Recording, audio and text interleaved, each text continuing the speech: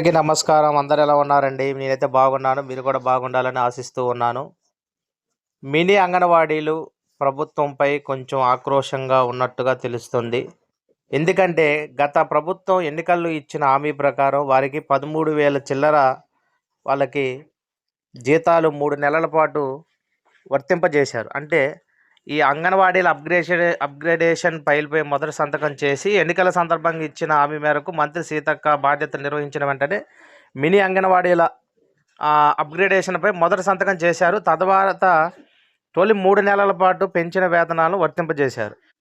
అంటే నిరుడు జనవరి, ఫిబ్రవరి, మార్చి నెలల్లో ప్రధాన సెంటర్ల టీచర్లతో సమానంగా వారి ఖాతాల్లో రూ. 13,650 చొప్పున వేతనాన్ని జమ చేశారు. దీంతో రాష్ట్రంలోని 3,989 మంది మినీ అంగన్వాడీల టీచర్లు మురిసిపోయారు.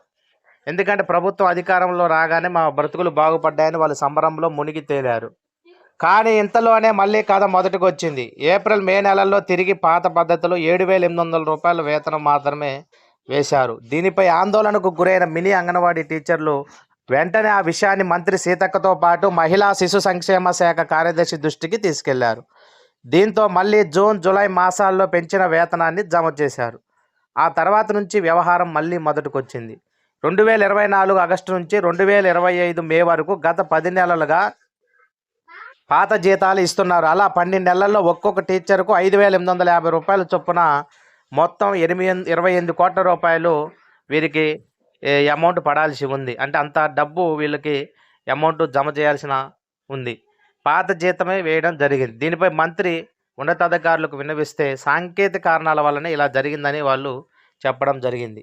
మరి ఈ విధంగా పెరిగిన జీతం 3 నెలలు మాత్రమే తీసుకొని తర్వాత మళ్ళీ పాత జీతం చొప్పున రూ. 5,850 మాత్రం పడడంతో ప్రస్తుతం అంగన్వాడీ టీచర్లు చాలా ఆర్థికపరమైన ఇబ్బందులు ఉన్నట్లుగా తెలుస్తుంది.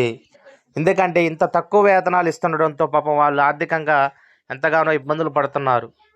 ఇట్లా మినీ అంగన్వాడీ టీచర్లు ఆవేదన వ్యక్తం చేస్తున్నారు.